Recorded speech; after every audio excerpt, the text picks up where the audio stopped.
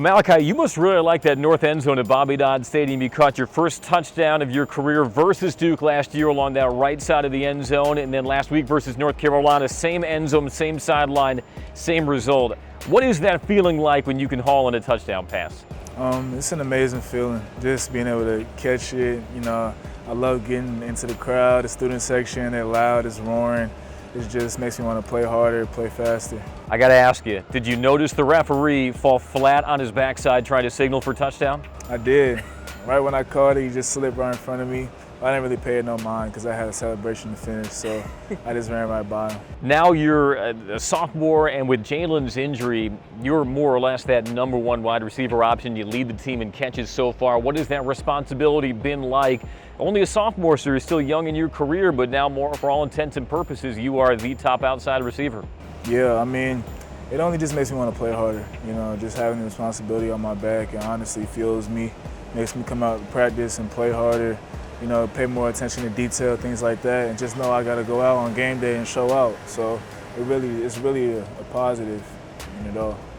Football players, especially wide receivers, they sometimes look like basketball players with their athletic ability in midair.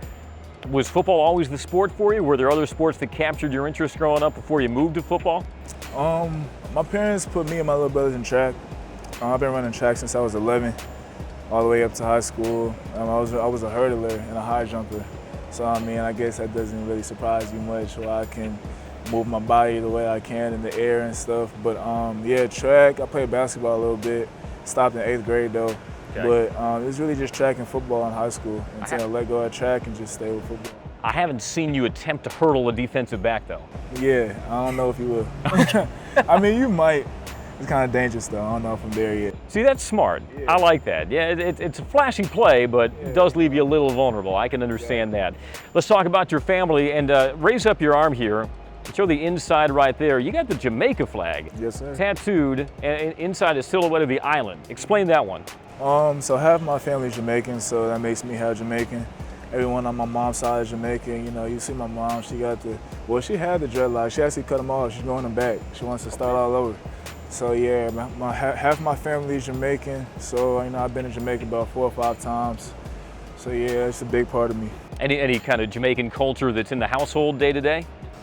We got a lot of Bob Marley in our house. Okay. A lot of Bob Marley. Like you could probably be from the basement to the top floor, you're gonna see a picture of Bob Marley there.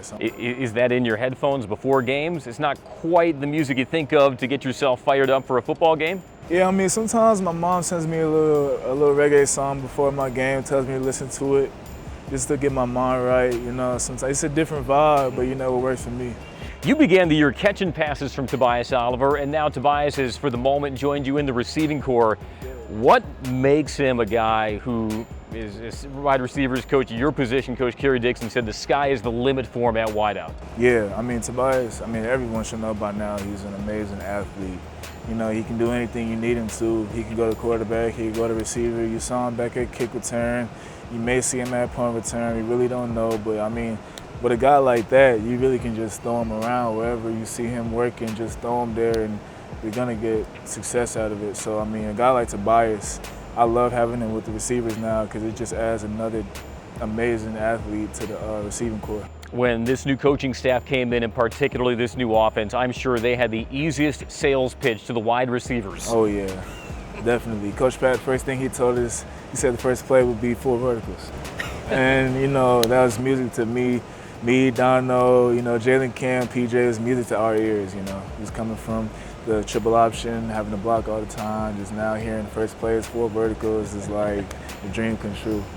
I recall the play wasn't quite 4 verticals, that first offensive play versus Clemson, or was it?